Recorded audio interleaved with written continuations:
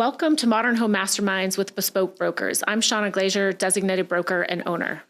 And I'm Brittainy Williamson, associate broker with beSpoke Real Estate. Shawna and I are beSpoke Real Estate, but we're also your guides to modern luxury across the entire state of Arizona. Each week we chat with masterminds shaping the modern spaces. Do you want to get a behind-the-scenes look at your design build processes? Well, open communication and teamwork will lead you to a successful project. From architects to builders, designers, and more, let's explore the art of modern living together. All right, how do you craft a modern luxury home that not only stands out, but also belongs in the desert? Today, we sit down with architect Brent Kendle to explore his philosophy of regional modernism, his design inspirations, and how he embraces the unique challenges of building in the Sonora climate. That's right. Brent's the founder and principal of Kendle Design Collaborative, a renowned architecture firm specializing in modern site-responsive design. With a deep appreciation for the Sonoran Desert, Brent has mastered the art of creating homes, modern homes that harmonize with their natural surroundings. His work is often defined by a seamless connection between indoor and outdoor living, innovative use of materials like rammed earth, and a commitment to crafting spaces that elevate the human experience. All right. Very nice. Welcome to the podcast. Did you write that or we write that? That sounds good. We want to steal it. Maybe a little both. Maybe I stuck some things in AI. Who knows? Well, welcome to our podcast. Well, thank you. Thanks for having me. We're happy to have you. All right. We absolutely love your designs. As you know, know all of them. And it's true, the designs definitely stand out, but at the same time, they very much belong to the desert landscape. We're going to incorporate some photos of your work in the podcast, but I'd like to start out. Could you help us define this concept of regional modernism? Help define it to our listeners. Let's see how to explain it. To me, it's kind of trying to find the spirit of a place and kind of manifest that in the design of the project. I mean, modernism and to me, it's not a style, it's a process, and it's a process of problem solving. So when you add kind of that regional, the culture and history, the materials, the climate, specific to the site and all of that, and you kind of blend that into a kind of a modernist program along with the client's goals, you end up with something, I believe, or at least we attempt to end up with something that looks like it belongs where it is. To me, I think that if you look at a picture of a piece of architecture, it could be anywhere in the world. You might look at it on the internet, as everybody does now. You ought to have a sense just from the architecture. It should give you cues of where it is in the world. Is it in a desert environment? Is it in a wooded environment? Is it at the beach? Is it in a cold environment? Those are going to be, different responses, architectural responses. So I think that's what it means to me. It's kind of, it's just part of the puzzle of understanding the spirit of a place. And then, it's that kind of artistic element to architecture of trying to, how do you infuse that into the design of a project? I like that, and you can definitely see that in your work. Well, thank you. Yes, and they do very much blend in, but they stand out too. I mean, we notice them and we're like, that is an amazing house, but it doesn't like stick out, or you don't look at it, oh, that doesn't belong here, Yeah, I mean, I think we're really fortunate. I think we tend to attract clients that are not interested in being boastful about, or being showy. They are more about being sensitive to the environment and are comfortable with themselves and don't have to prove anything to anyone. And they're looking for something that I think is not just a more unique artistic expression, maybe of where they've chosen to live, but also they're just very practical and pragmatic things. I mean, if you have a lot of exposed wood and things like that don't do well in the desert, like some, traditional styles have promoted in the past, you've got constant maintenance on those things. Now most of my clients they don't want to be slaves to their home. They want, the home to perform like something that was designed for this climate. Or if we're working up in Montana right now, that's a completely different climate. So you understand what's unique about that, and you select materials and details that deal with that. And as a result, that kind of the visual, what people see looks unique to that area. Well, I think you may have just answered part of my next question, but when we had our pre-show call, we talked about how your homes don't trade hands very often. And we know the ones that have like set records. Why do you think it is that your clientele builds their home with you and then they stay there? Well, again, I think we're really fortunate. And part of it may be that we focus on kind of, the luxury, high end. So a lot of our clients have kind of had their homes along the way that they've kind of moved up, raised families in or whatever. We have, just in the last couple of years, I have noticed multiple clients during the kind of the programming phase of work where we try to get to know the client and they answer a lot of questions for us that they've spoken about. We want a legacy home. And, I don't just assume I know what that means. I ask them kind of what that means. But, I think what's common about most of their feeling about creating a legacy home is they're looking to build something of long-term value, not something that's just, this is great and it looks cool and it's trendy and I'm going to be, I'm going to sell it in 5 years and make a lot of money and move on to another home. They're looking at doing something that's going to be multi-generational, something that's going to be almost like a family heirloom, if you will. And so they're more serious about the design decisions that they make and the material choices they make and the quality that they put into it, which was something, when I started here in school in the late 70s and 80s, Phoenix wasn't really known for building those higher quality homes. I mean, I come from the Chicago area and there's, great buildings that have been there for hundreds of years. And, they built to last in those environments. They didn't used to do that here so much.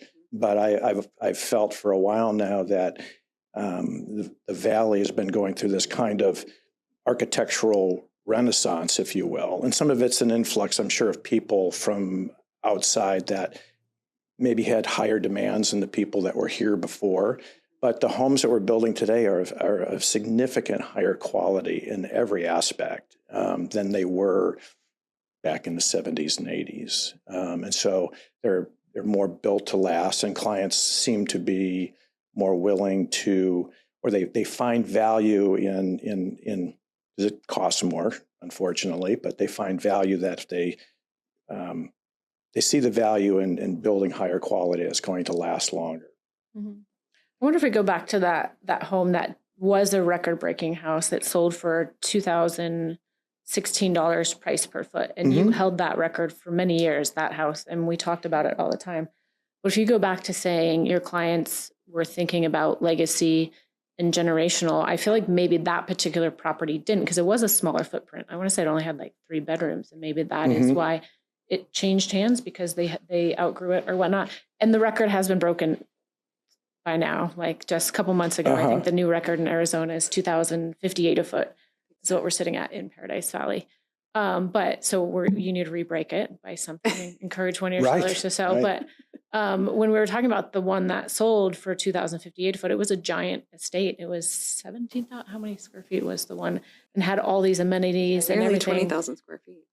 But the homes that you're doing, it's the fit and finish. It's the quality that's. Yeah, I mean, that's something that I personally take pride, like that home. People are used to seeing, this home broke all the records and, some ball player bought it in Paradise Valley or something like that. And, it's got a bowling alley in the basement, and it's got a shooting range, and it's got all of these amenities. And the home, our Dancing Light home that broke that record, it was all about the architecture and the quality of materials and the quality of the spaces and its relationship to the land around it and the views of Camelback Mountain. And so there was no theater room. There was, the most kind of luxury item in it was a bowl top kitchen. the owner knew he wanted to have a bowl-top kitchen before he knew he wanted me to be his architect, so. Yeah, but the rammed earth walls, I mean, the roof structure, it is just interesting what people consider luxury, right? Yes. And not quality. But anyway, well, any spec houses or any We've done some spec houses.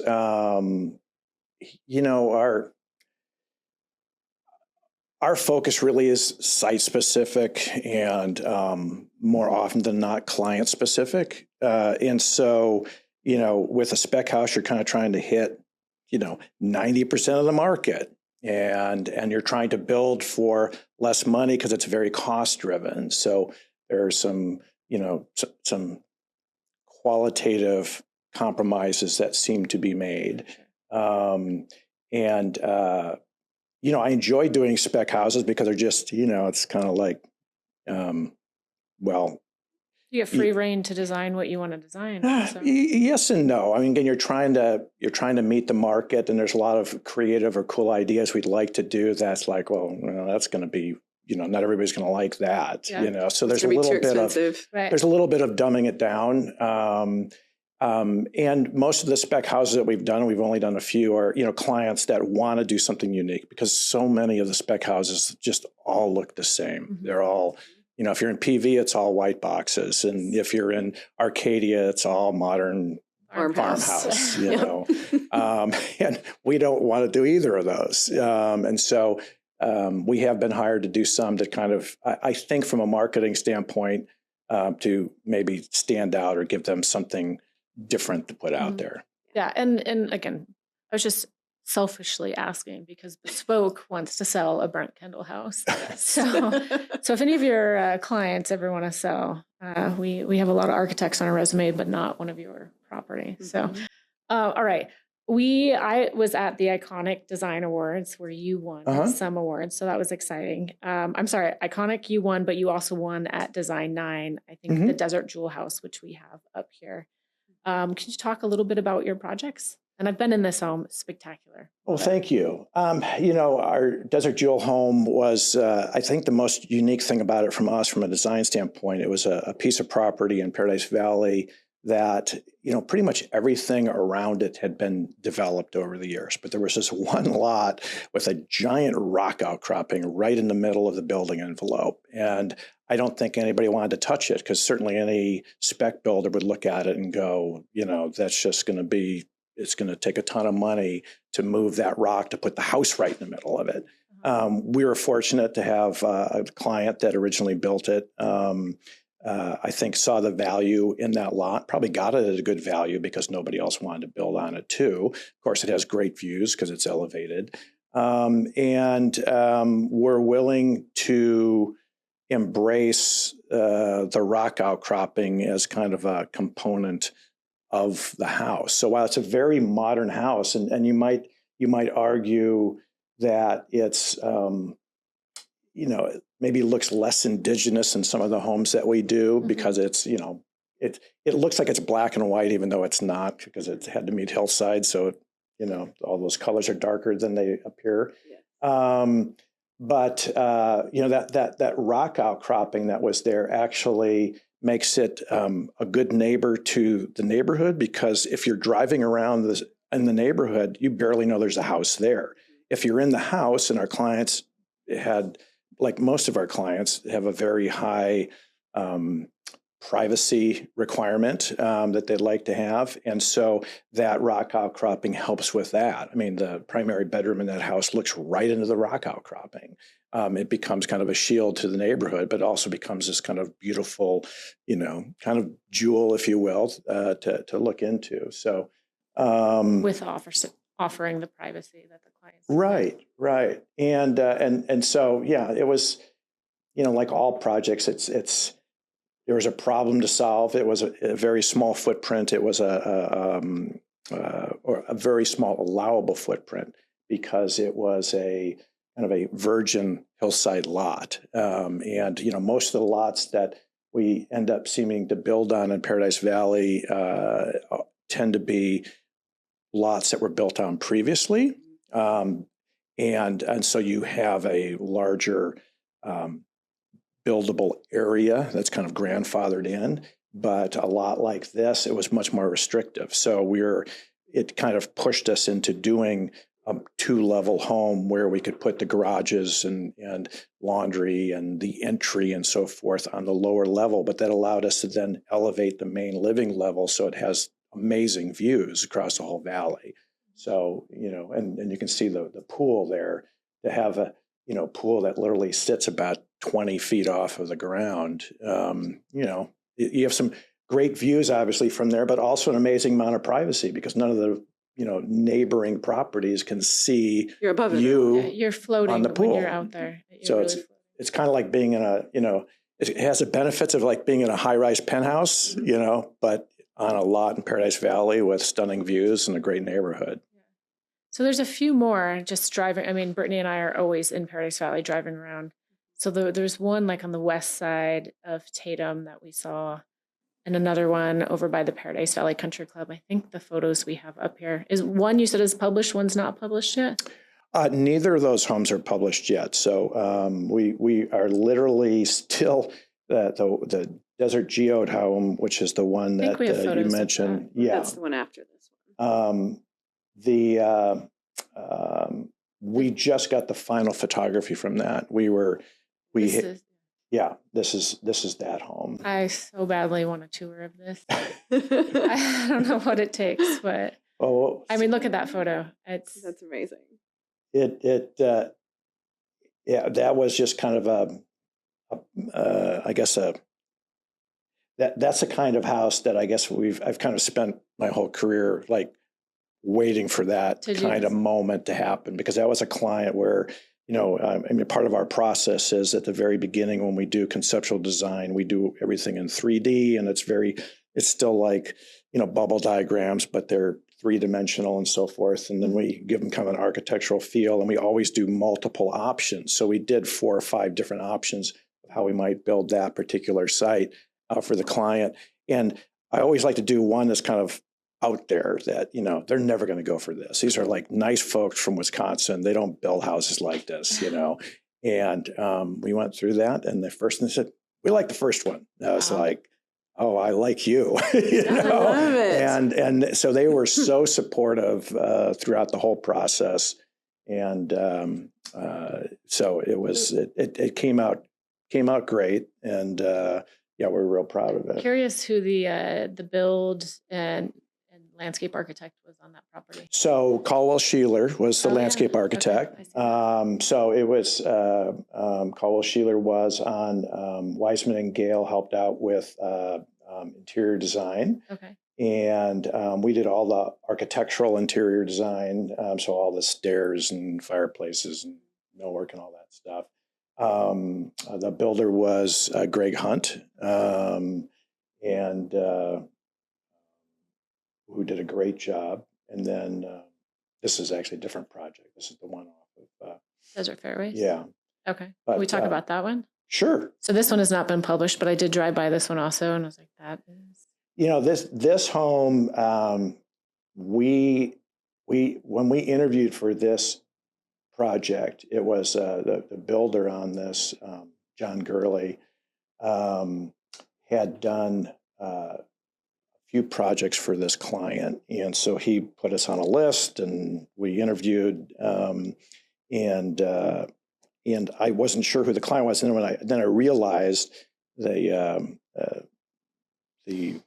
husband was the CEO for a large construction firm that my old firm, Kennard Hedrick, had actually done all the tenant improvements for when they first came to the Valley. And they were very forward thinking.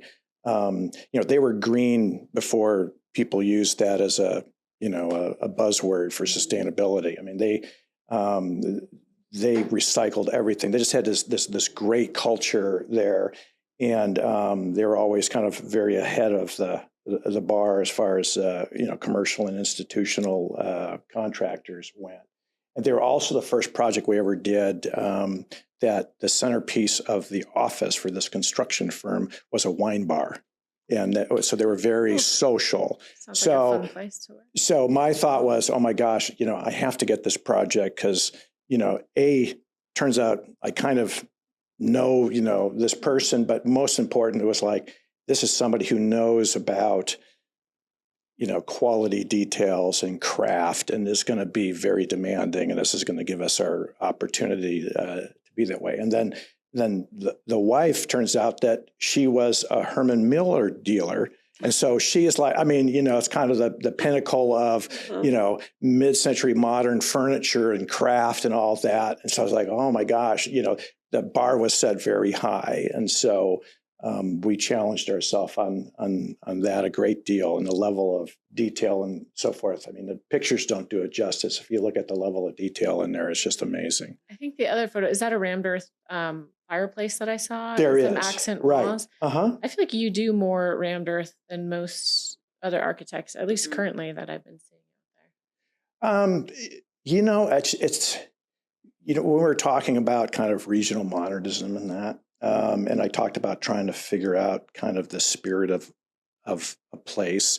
If you want to get real esoteric, think about if you actually take the soil from the site, and then you craft a modern home out of that. How can you infuse the spirit of the site more into that home? Are you actually using the soil that you're finding on the site for the rammed earth We walls? have. They don't all. It doesn't always work that way. But in fact, the first rammed earth house I did was with Andy, our Desert Wing home, and there they actually did use soil from the site. And then I think another site where they were doing some rammed earth work not too far away. And so at the end of the day, you have this wall that, when we did that first one, I would, it got posted on the internet, and a lot of people would, send messages and ask, what is that? Like, they just had no idea what it was. And what I loved about it was, it's like walking down in the canyon somewhere, and you see a canyon wall. It has all that kind of strata, and it's it's just a very unique material that, again, I think kind of infuses the spirit of the land. It has some great thermal properties too. So from a green standpoint, sustainability standpoint, it's a great material. Very expensive material, unfortunately, but it's also an opportunity to take something that's a 3,000-year-old technology and use it in a modern building. And so it kind of ties the past to the present in a way that I find really fascinating. But because we've done a couple, starting with that Desert Wing home, and a lot of clients would come in and say, I want that. And I try to tell people, well, let's see if you're a rammed earth client or not, right. because it's not for everybody. It is expensive, partly just because of the process, partly because it just takes long to build, and then you have to protect it through construction. So it's because it's you don't want to mess it up. But what about the maintenance and the longevity of it? Well, so like the home that you saw up there, we used Firewall, which is a proprietary brand of rammed earth. We've kind of learned our lesson. We've done a few homes in rammed earth that unfortunately required more maintenance, and we found that using Firewall, that their process and so forth, you can basically take a baseball bat to it and hit it. So there's low maintenance. But what I was saying is I try to kind of test clients and to say, we love that look, that's what we want. And so I kind of asked them about their views on what is on beauty. Is something beautiful something that comes out perfect, that the way it's going to come out? Because I was like, rammed earth, you do a sample wall of it and you approve that, and then you build these much larger walls with it, and you're kind of ramming this stuff down into this formwork that might stay on for a couple months. And then when they pull it off, it's kind of like, it is what it is. And it's not perfect. And sometimes it cracks, and sometimes parts of it fall off. So I use it like, kind of the beauties of the 50s, the Marilyn Monroe's, like, is it is it a mole or is it a beauty mark? Because if something kind of spalls off. I mean, I always remember, Eddie Jones did, his own home using rammed earth, and of course it cracked like crazy. And then he went in and I think put gold leaf and little different size marbles, and it became a thing of art, And if you look at it that way, and you look at it as a beauty mark and something that just, it's just the natural nature of it, then you're not going to be disappointed. But if you want something to be perfect, go out and buy stone tile or something, and get it perfect. So that's part of the test. Yeah. What's that? That's part of the test. Part of the test. It is a very polarizing thing. It's like, the stained concrete floors, like people either love them or hate them. And it's for some of those very reasons that you're talking about. Mm-hmm. The cracking and, are you going to be okay with this? Yeah, no, and that's the same conversation we have. I mean, we love concrete floors. I think there's a lot of, when you usually do like a terrazzo grind on them and they have an integral color. Sometimes we'll actually specify the aggregate in them to come up with a certain look. But if it's not what you want when it's done, it's kind of, your only solution is really to cover it up, so you better like it. So, and knowing that it's going to crack and that you can repair that and you can make it look good. And most of the homes we have, there's cracks in some of the concrete floors, but if you walked around it, you'd probably never notice it. It's just part of it. It is. Yeah. It is. And of course, we do a lot of things to prevent that cracking. I mean, in the Dancing Light had concrete floors, and we actually did a 2-inch topping slab on that, which is most concrete contractors wouldn't touch. We had a really good concrete contractor on that said no problem, but we probably put in 3 times more saw cut control joints in that, to try and help tell it where to crack. Can you kind of walk us through your process with your clients? I know you kind of mentioned that discovery process. And yeah, I always explain to clients, because we get a few clients who, because they've seen something and they've seen it published and they think that's a big deal, and which is great. That's we hope they see that and they come talk to us. But it's not about us. It's not. So it's a matter of trying to figure out what is it that the client wants. I mean, the very first home I ever designed was back in Oak Brook, Illinois. It was a passive solar home I designed when I was in college, and I remember when it was done. It finished up about a year after I graduated, and I remember the client saying, "This is exactly the home that we would have designed for ourselves if we had the talent or knew how to do that." I thought, that is the best compliment I could ever have. It was never about me. It was always about them. And that comment kind of showed me that, I think what they were telling me is that you listened to us, and then you designed something that was unique to us. So that's our goal. It's never about us. It's always about them. It's also what makes it more interesting. When all the homes that you're showing here, and I think all the homes in our portfolio, there are few homes that really look similar to each other. I always said I want people to be able to drive by our homes and know it's a Kendle design home, but not that it just has that look, that there's something qualitative about it, that it must be that because it fits in so well or it's detailed so well or whatever that is. Brent, let me just tell you, goal accomplished. Oh gosh, thank you so much. Different. And when I drive by, I'm like, that must be a Brent. It's got to be a Kendle. That's true. That warms my heart to hear. And they don't look alike. No. It's not that they look alike. There is something about them. Well, and that's just the fun.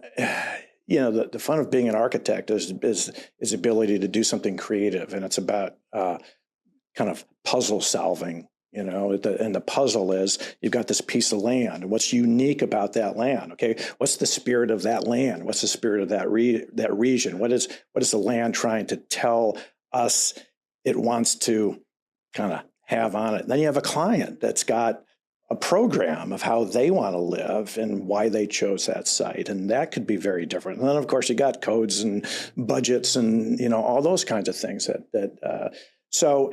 Our biggest thing is trying to get to know the client well enough that when we're doing design work, we're thinking about, what would they do given these three choices of I can do this, this, or this. And so there's, our first process is we have about a 22 page questionnaire that's all qualitative questions. So it's not how big of a room do you want, but it's how are you going to use that space? How do you want to wake up in the morning? How do you want to feel? Do you want eastern light coming in? Do you want, do you want to be looking west so you can see kind of that reverse sunrise on the mountains to the west or whatever it is? Or do you want to wake up when your alarm clock goes off and you want to be in total darkness until then? Those are kind of easy things to point out, but just understanding how people want to live, how they spend their week, how they spend their weekends. And, it's funny. With all the fun, creative stuff that we do, and I get, really excited about, when that design comes together and all that, that's really exciting. But one of the things I've realized, later in my career is one of my favorite parts of the whole problem is that programming at the front end, because we work for a lot of really interesting people. I don't think we have any clients that are trust fund babies or, they're all self-made people who can afford, frankly, to do the kind of homes that we've been fortunate to do. And so during that programming process, you get to see kind of what makes them tick, what makes them unique, and then you go, gosh, I should be more like that. I love it. It's like learning about how to be a leader, how to be a. Yeah. So I love that part of it. Because we typically get very thoughtful answers from our clients on how they want to spend their day and what's unique about them, how they want to live. And of course, the other part is the site. And it's just, the site analysis and all of that. And, where's the sun come from and all those kinds of things. Any of the vegetation, certainly that's on the site. If you're on a golf course, that's a very different exposure than this house that, is on a site that has a great view of Camelback Mountain. One of the things that's really unique about this project, so our client on this, their best friend, if I remember the story right, because I remember she called me, she's like, you're never going to believe this. She's like, I've been following you, online for, a while. And we've always wanted to do a house in Paradise Valley, but we couldn't find a lot. And then I realized on Facebook that one of my best friends from college lived here, and we got together for dinner. And we explained that we'd like to build a home so we could have our grandkids and so forth come back, but we can't find a lot. And they said, hey, we have a lot. We have a double lot, and we just haven't wanted to sell off the one lot that's in front of us because we're afraid somebody will block our view. So if you could design a home, and this is not a small home, if you could design a home on this lot that didn't block our view, we would sell it to you. So we kind of had a little bit of a test that we had to work go with through. the neighbor. So It's an acre? yeah. So we hillside or no hillside? It's not hillside, but it's on the verge. Yeah. If you looked at the lot before, it had some topography to it. And so we literally had our survey for the lot before we ever really got the real job. We surveyed not just the lot, but we surveyed their lot, where their pool was, where it steps up to their breakfast area in their home, where they actually spent time looking at that view. And then our process is, we model everything in 3D, and we do panoramas from multiple locations. And so we did panoramic views from their terrace, from their breakfast area, from the pool. And so that our first meeting with the client to show them kind of the massing studies for their house on this lot included their neighbors. So they didn't have a signed deal on this yet. And we were able to show them that standing here, standing here, standing here, if the house is this tall and this is kind of the shape, here's what you're going to see. And they could see, we still see Camelback Mountain. We still see the valley. We still that. And so they literally inked the deal after that. But we had to guarantee this is the elevation, above sea level, that everything has to be below this. And So that was a unique Out of the whole situation. new level, right? Yeah. So, I mean, as a result, I think it was something like 700 truckloads of earth came out of that site. It's a 2-story house, but it's integrated, on one level, it's an upper level, it looks like 1 story. And, it looks like 1 story kind of all the way around till you get to that back side where it really opens up and you kind of see inside the geode, if you will, Wow. That's beautiful. It's an aptly named design. For sure. But it's all about this kind of, that's another thing. I mean, when you talk about, again, site responsive design, I mean, you have this great view of Camelback, great views to the south, but you got a neighbor to the, southeast you don't really want to see. You've got a street that wraps around it. You've got most of the lot has a western exposure, which is the harshest sun from a heat gain and from a glare standpoint. And so it literally, the concept, is this kind of hard shell like a geode and then create this kind of deep shaded area where then kind of that crystalline interior could happen. And it's very transparent on the inside. So it just kind of stuck, that desert geode concept. Beautiful. All right. Thank you for sharing that with us. All right. We're going to do a couple rapid fire questions if you're up for it. They're easy. Yeah. You ready? Is this where we talk about politics and religion? No. Who is your favorite realtor? I'm going to keep using that beSpoke, one. Okay. of course. Right? Thank you. All right. Perfect answer. Yeah. All right. What's your favorite room or space in the house to design and why?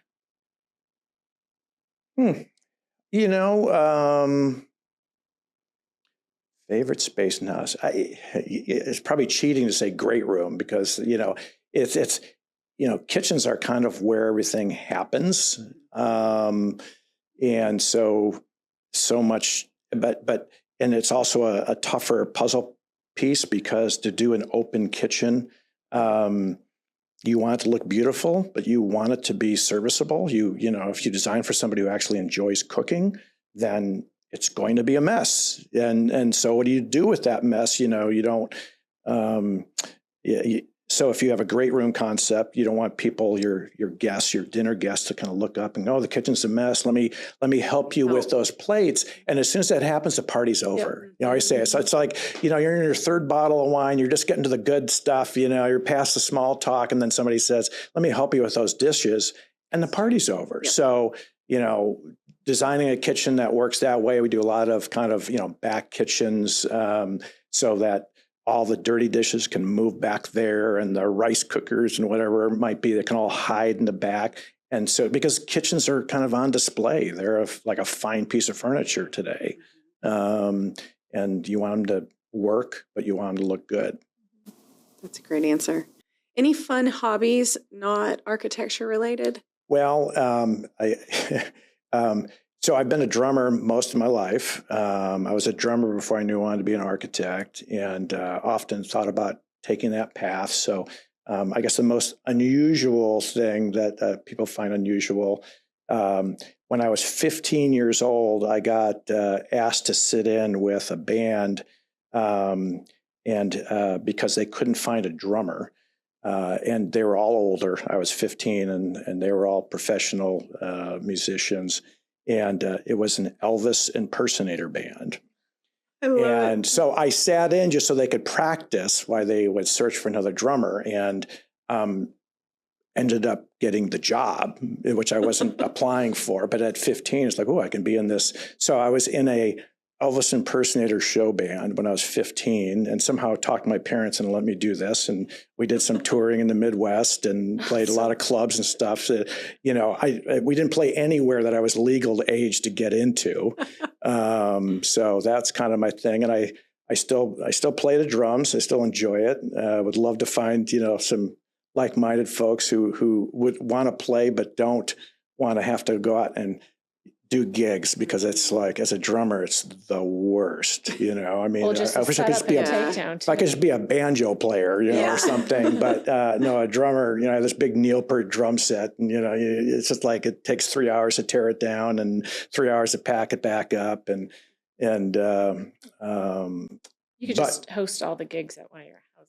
Right. Would love that. But then I also have an Elvis tree. So somehow we started a Elvis Christmas tree Elvis Christmas ornament thing years ago. So now, like I think Phoenix Home and Garden just had it in their December issue, and it was our Elvis tree. So, so I collect Elvis ornaments. Yeah. And we know what to get you for thank you. Gift. Exactly. Yeah. I don't have to keep an eye out for that on the home and gardens. All right, favorite piece of architecture. Ooh, favorite piece of architecture. I was really fortunate to finally, my bucket list, it's hard to believe I waited till I was about 60 or 62 to see it, but was Falling Water.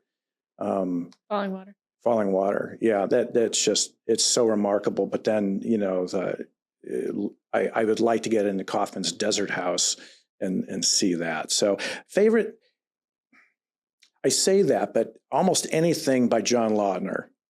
You know, I've been fortunate to be in the Sheets Goldstein home, which is one of the most photographed homes in the world, in LA, and was in another, what's it called?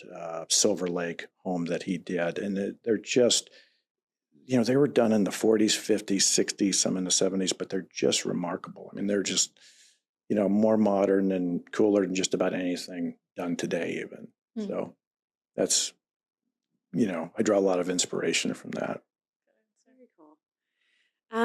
Let's see. What's the best part of designing homes in the desert? Well, we are, you know, I grew up in the Midwest, where, you know, weather is definitely a thing.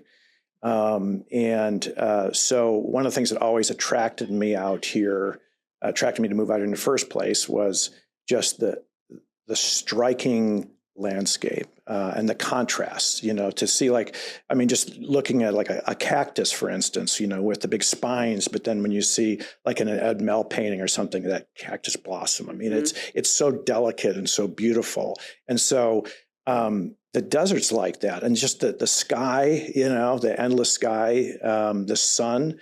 I always say that, you know, that the sun it's our greatest commodity. And so kind of, you know, use it in your architecture. I mean, like on Dancing Light, we did studies on just the depth of the ribs on the standing seam metal walls and so forth, to cast enough shadow so that as the sun panned over the house, the shadows would change. And so when the clients walked by the atrium and looked at this big metal wall, every time they walk by, it's a different expression, you know, it just changes throughout the day. So you can't do that in the Midwest, where it might be overcast for 8 days in a row. You know, it's kind of a wasted effort. So here I'd say my favorite thing is dealing with the sun and the ability to have this indoor-outdoor lifestyle that, you know, you just can't have everywhere. True. Very true. Thank you for joining us. Well, thank you. Yes. That's great. Yeah, we are going to share all of your contact information in our show notes, but if you could tell our listeners where to find you. Oh, sure. We office at the Cattle Track Artist Compound. A lot of people don't know about, but it is really a gem. There's 3 buildings in the National Historic Register. Ours is not one of them, but it's a 1941 Adobe home that was designed and built by George Ellis, who notably taught Frank Lloyd Wright desert masonry and built some of, he built what was the home that was up on 32nd Street that burned down years ago, the famous Frank Lloyd Wright home. We were just talking about this because they have the Shiprock. Shiprock, right. I was talking about with you, but yeah. Is it called Shiprock? Yeah. No, it was for a lady, what was her name? Dory. Yeah, I can't remember, but the curtains caught on fire and burned the house down. And then they had to move Shiprock. Right. It's the entrance of Alta Vista Park. Exactly. I think it was about right where 32nd Street came through. And so like George, to his daughter now is my landlord. George built that house. And so there's just a real interesting mix of all they allow to lease space. There are artists and people in the creative fields. And Cattle Track is Lincoln. It's east of Scottsdale Road. Yeah, so basically it's the same road as Miller. Once you hit Jackrabbit and go north, it turns into Cattle Track. And so we're in, and the Ellis family used to own a lot of that land around there. So if people want to contact Brent Kendle, you go to your office? Oh, I'm sorry. You can go to our website, kendledesign.com. That's probably a really good way. You can obviously call us, and probably best way is a website, Instagram, all that. Now I want to stuff. come see your office. I know. So we'll be stopping by. All right. Sounds good. Well, that's it for today's episode of Modern Home Mastermind. If you've enjoyed the show, please like, rate, or subscribe. Yes, and thank you to our guests for sharing your insights and you for learning about everything modern with us. And if you're ready to take the next step in your real estate journey, please reach out to us at beSpoke Real Estate. And until next time, keep living, loving everything modern.